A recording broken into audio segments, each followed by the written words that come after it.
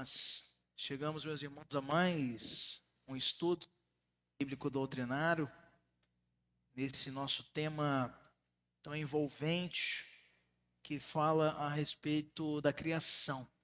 Nós já estamos nos degraus finais dessa subida. Começamos falando sobre temas mais gerais, sobre a origem do universo, agora já estamos abordando, dedicando um tempo mais profundo para falarmos sobre a criação do homem.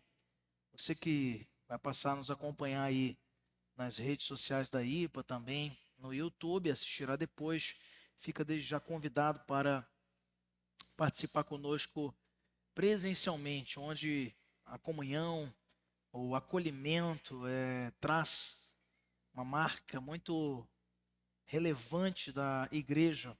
Ser igreja é estar junto. Então, nós usamos dessa ponte das redes sociais, das mídias, para te convidar, não para que você se satisfaça, porque não é a mesma coisa. Venha conhecer-nos, venha participar presencialmente conosco.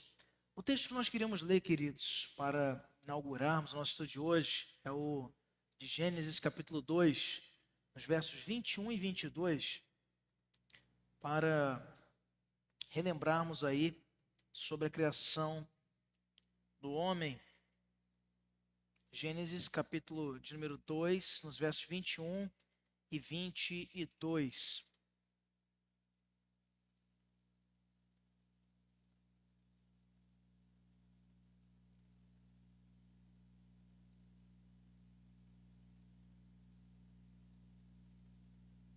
Hoje nós vamos refletir. Falamos já na semana passada sobre alguns aspectos da criação do homem e vamos falar hoje sobre a criação da mulher. Veja comigo o que diz o texto. Gênesis 2, 21 e 22.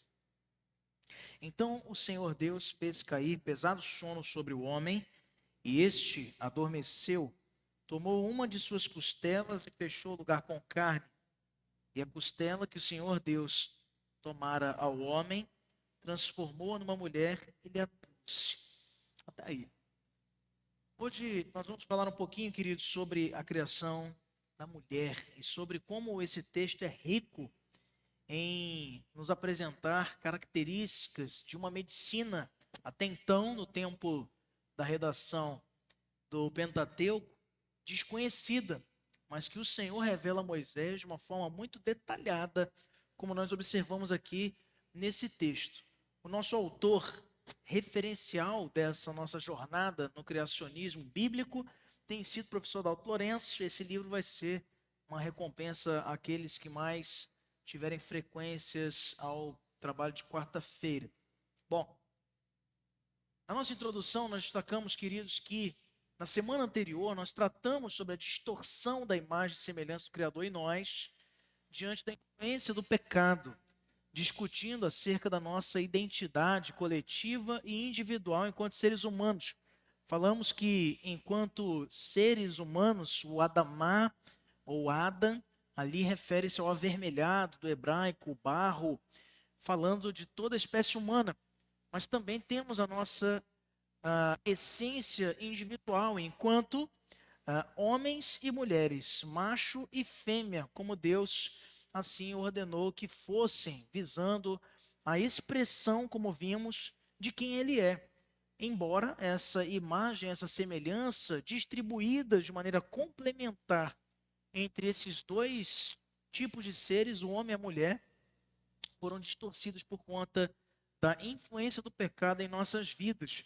Mas nós falamos na semana passada com um pouco mais de atenção sobre alguns aspectos interessantes, como, por exemplo, Deus não ter dado, por não ser nem homem nem mulher, Ele distribuiu alguns aspectos inerentes a quem Ele é, ao homem e à mulher, a fim de que se complementassem na existência, tanto também na fertilidade e na reprodução humana. Deus, por ser um pai, um gerador por natureza, concedeu esta habilidade orgânica também ao homem e à mulher, mas muito especialmente à mulher no tocante à geração dos filhos, embora conte também de maneira complementar com a atuação do homem. Veja como ele de maneira perfeita e de maneira integral, inclui dentro do seu projeto de extensão da natureza de quem ele é, o homem e a mulher.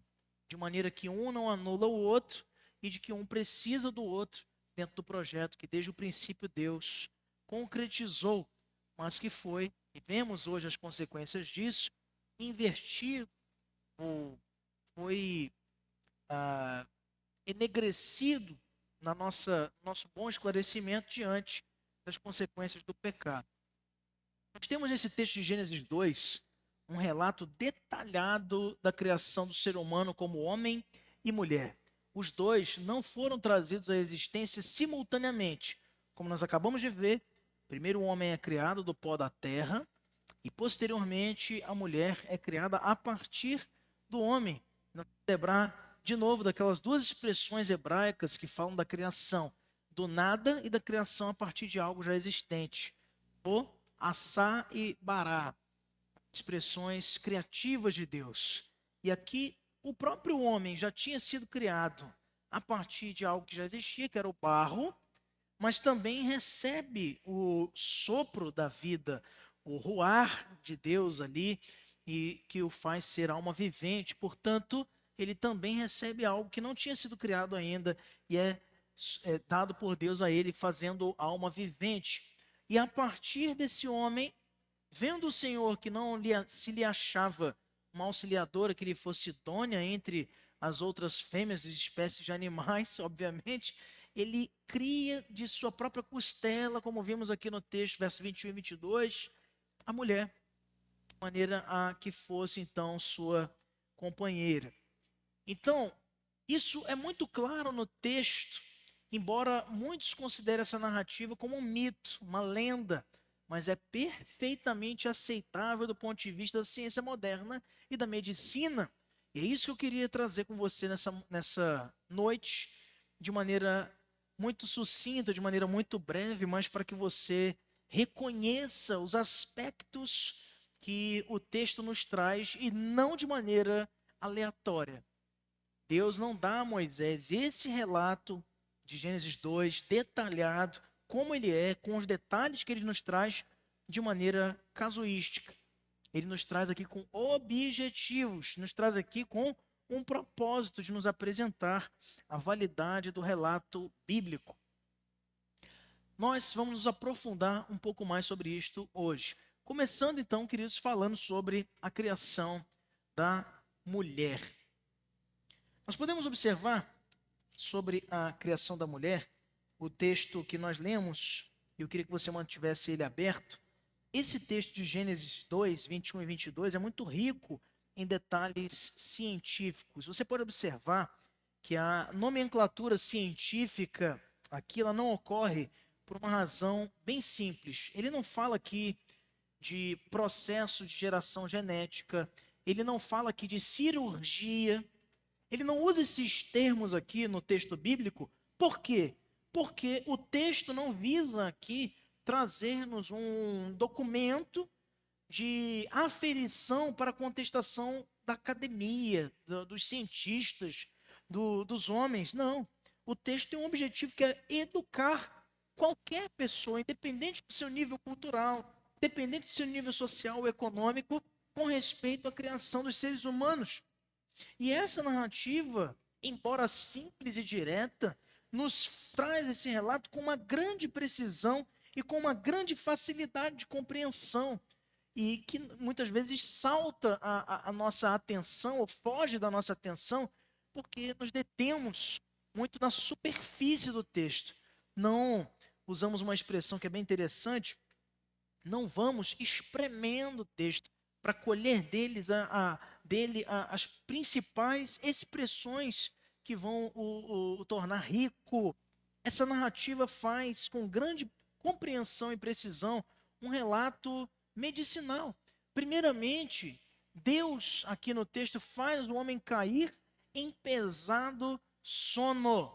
O que isso te lembra? Sabe qual é esse processo? Anestesia. A razão pela qual Deus fez cair em Adão profundo sono é muito simples. Ele seria operado com a remoção de uma de suas costelas, ou seja, sentiria bastante dor se tivesse que passar por esse procedimento acordado. É por isso que eu e você, muitas vezes, quando precisamos passar por um procedimento cirúrgico, até muitas vezes, por mais simples que seja, vamos ser, então, recomendados a uma intervenção anestésica, que muitas vezes é local, outras vezes até pode ser total. Então o texto diz: fez o Senhor Deus cair pesado sono sobre o homem e este adormeceu. Duas perguntas fundamentais precisam ser aqui respondidas. Primeiro, por quê? E a segunda, como?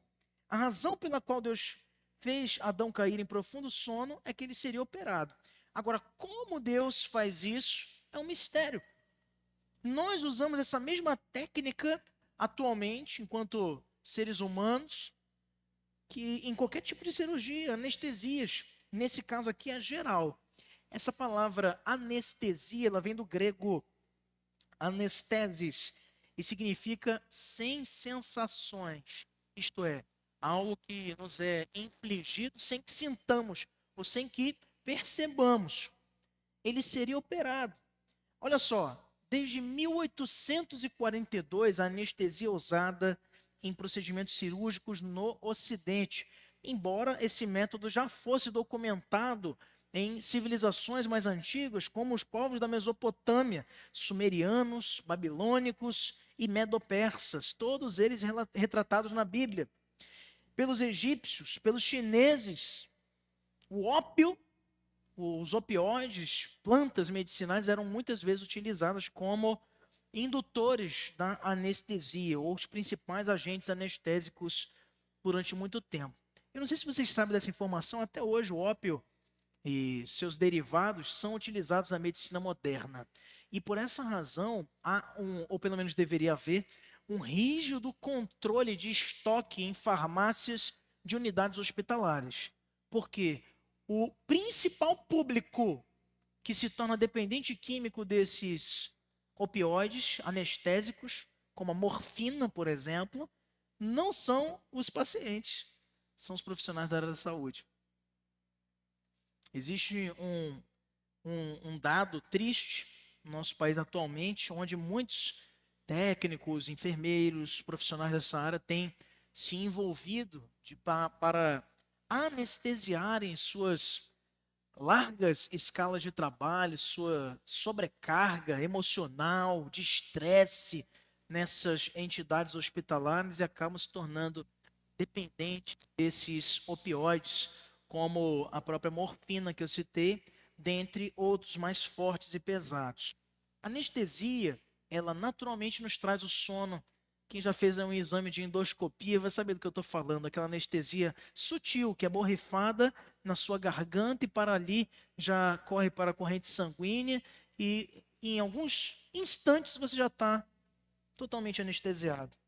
O sono profundo, o bloqueio temporário do sistema sensorial nervoso. O primeiro passo que Deus usa aqui para operar Adão é anestesiá-lo.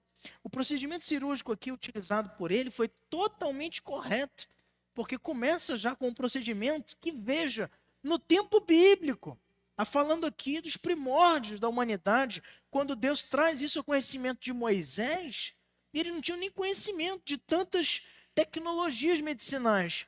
E Deus narra para Moisés o procedimento todo sequenciado, atendendo até aos preceitos de protocolos clínicos que são usados hoje. A anestesia. Em segundo lugar, nesse relato, nós observamos que o Senhor Deus remove uma das costelas de Adão. Existe uma razão muito especial da escolha desse tipo de material e não de outro. Por que Deus não pegou a orelha de Adão? Por que Deus não pegou o pé de Adão? Aí eu já vi muitos pregadores usar essa coisa simbólica, né? Que é bonita, é verdade, mas não é muito por isso.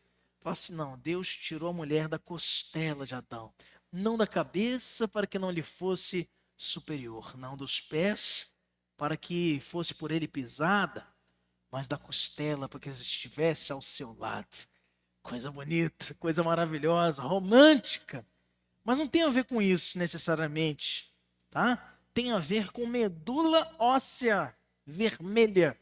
Por exemplo, nas costelas, que contém ricas quantidades de células-tronco, células chamadas estaminais.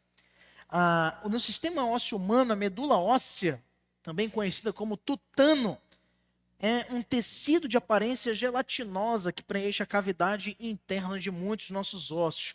Também é uma fábrica de elementos relacionados com o sangue, com as hemácias, que são glóbulos vermelhos, e com leucócitos, glóbulos brancos, e também com trombócitos, também conhecidos como plaquetas. Essas células-tronco, porque constituem um material fundamental para o processo de clonagem humana, por exemplo, são um dos mais polêmicos locais ou ambientes de discussão na medicina até os dias de hoje. Como o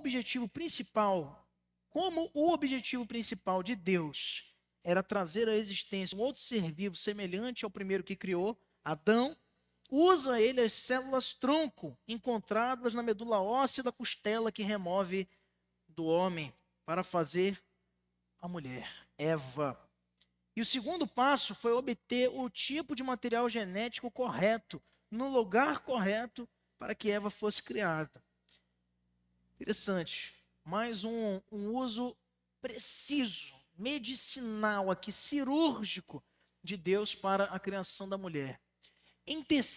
O terceiro passo de Deus foi utilizar-se desse processo para eliminar qualquer deformação física decorrente da remoção da costela. Vamos voltar para o texto? Olha só que interessante. Deus não deixou nada aberto. Ele fez a cirurgia e também cauterizou. Olha só. Então, verso 21, o Senhor Deus fez cair pesado sono sobre o homem, e este adormeceu, tomou uma de suas costelas e fechou o lugar com carne. Deus não fez uma cirurgia de qualquer jeito. Ele fez uma cirurgia lambança. Ele fez uma cirurgia corretíssima. Não tinha nada que Adão viesse processar Deus depois por erro médico, porque foi perfeito. Fecha o lugar. Aqui ele usa da parte estética. Ele preocupava-se com que Adão, o primeiro homem, não ficasse com uma deformidade, um buraco do lado da costa. Né? Não podia. Por quê? Porque Deus fez tudo perfeito. Então, cirurgias de reconstrução, de correção estética, conhecida como cirurgias plásticas hoje, elas são realizadas, por exemplo, na Índia, conforme documentos arqueologicamente encontrados desde o ano 800 a.C. Para quem pensa que é o Dr. Ray, né, inaugurou essa prática no mundo, na verdade é uma prática milenar. Um procedimento muito comum é o da autotransplantação. E isso, muitas pessoas já passaram por isso. A minha sogra está aqui como uma testemunha viva desse processo de autotransplantação. Ela que saindo dessa igreja numa quarta-feira, atravessando, foi acometida de um atropelamento de moto e teve uma fratura no seu fêmur. Me corrija se eu estiver errado. Então, para que completasse ali esse processo, tiraram um pedaço de osso de outro lugar para autotransplantar para ela. E hoje ela está aí andando, até corre por aí de vez em quando. Tá serelepe e feliz. Então, olha só. O procedimento cirúrgico aqui usado por Deus está cientificamente correto. Ele elimina qualquer possibilidade de deformidade física, autotransplantando carne do próprio homem para que fechasse aquele lugar. Em quarto lugar, Deus transforma a costela que ele removeu de Adão, e aquilo ali material genético, as células-tronco, e a transforma em uma mulher. Em quinto e último lugar, Deus transforma esse material genético masculino em material genético feminino. E aí está a manipulação genética que só ele tinha a ciência e o poder necessário para fazer. Uma pequena nota digna de reflexão e muito importante é que Deus não apenas clona Adão. É um processo de clonagem, mas muito mais complexo, porque se ele não tivesse alterado o material genético de Adão, Então no jardim do Éden não haveria Adão e Eva, mas Adão e Ivo, porque seria uma clonagem perfeita, um homem gerando outro homem.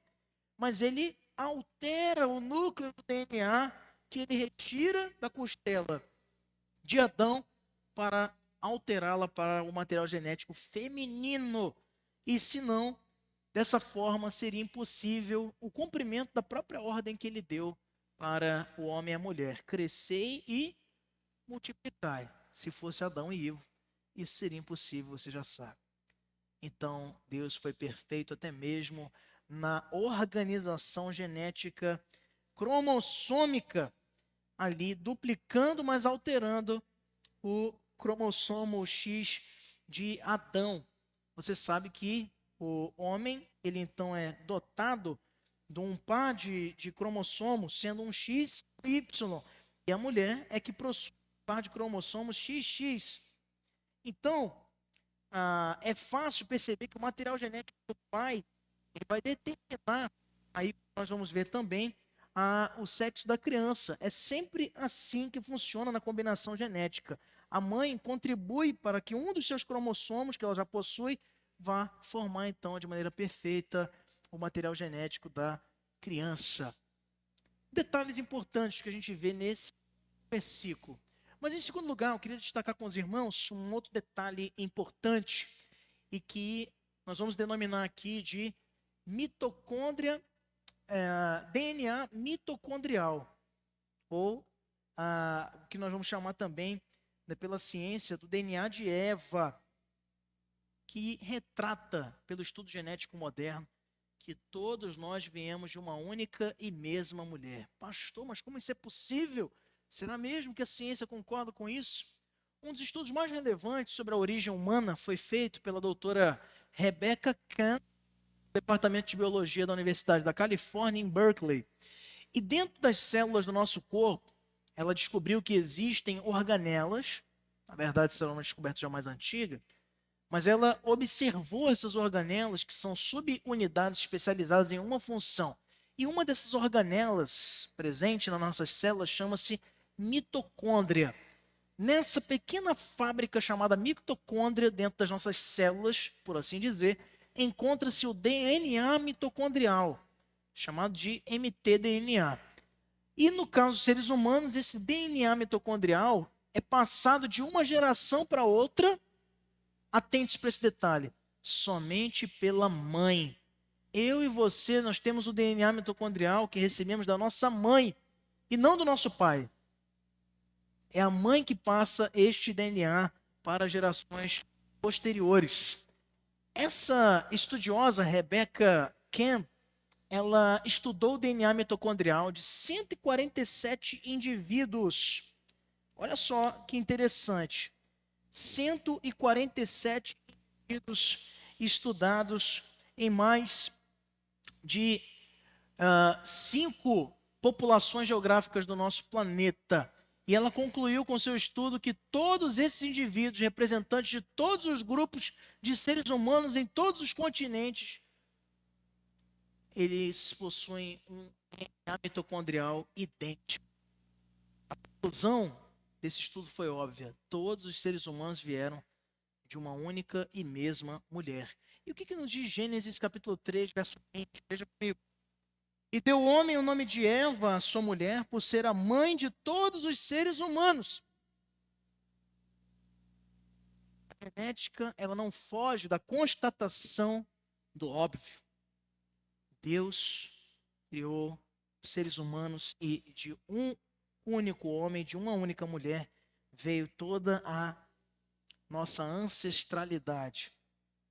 Um segundo estudo interessante foi feito por Lawrence Lowy e Siegfried Scherer, e que descobriram que todos os seres humanos, a partir desse conhecimento de Rebeca, que vieram de uma única mesma mulher, esse DNA mitocondrial deveria ser exatamente o mesmo, com pequenas variações. E agora a gente vai falar de datação. Preste bem atenção. Comparando o tempo necessário para que essas variações genéticas que ocorrem de um mesmo DNA mitocondrial passassem a fazer parte de um material genético de um grupo de indivíduos, o número dessas variações chegaria a 6.000 ou 6.500 anos para buscar a origem do primeiro DNA mitocondrial. Uma constatação fascinante, porque segundo o ano judeu, o calendário judaico, não é? O ano de 2011, ele equivale para o calendário judaico ao ano de 5.771. Lembrando que a mudança do calendário judaico se deu entre os meses de setembro e outubro do nosso calendário, onde eles comemoram o Ano Novo judaico. Então, se a gente assume como devemos a literalidade do texto de Gênesis, seu relato e suas cronologias, Eva, a primeira transmissora do DNA mitocondrial, teria vivido aproximadamente há 6.000 anos atrás, como data aí por aproximação o calendário judaico, comprovando o estudo genético que nos fala a mesma coisa. Por meio de falsas evidências infinitamente inferiores, alguns cientistas de posicionamento evolucionista têm afirmado que a evolução é fato, mas nós estamos trabalhando com o criacionismo não apenas na categoria da fé, mas também em evidências e estudos. Por exemplo, essas duas evidências, elas falam o que para você a respeito da Bíblia? Em último lugar, meus irmãos, nós podemos também, da mesma forma que reconhecemos que todos viemos da mesma mulher, entender a partir do relato bíblico e a partir das evidências genéticas que todos nós viemos de um único e mesmo homem também. E por quê? Nós explicamos. Como nós já dissemos a respeito da origem do DNA mitocondrial, que é repassado de uma geração para outra pela mulher, ele não é repassado pelo homem, mas nós também já vimos que o ser humano masculino possui um par de cromossomos XY, ao passo que a mulher possui um par de cromossomos XX. O cromossomo Y somente é repassado de uma geração para outra pelo homem, do pai para seus filhos ou filhas. Obviamente, os filhos não recebem o cromossomo Y do pai, pois todas as mulheres possuem apenas o par XX.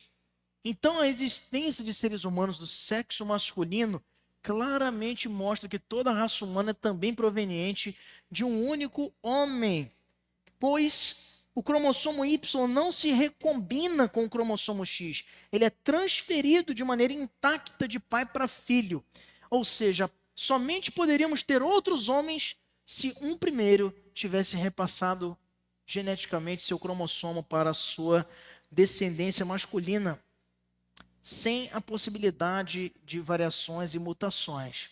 A existência de seres humanos de sexo masculino é uma prova de que toda raça humana é proveniente de um único e primeiro homem.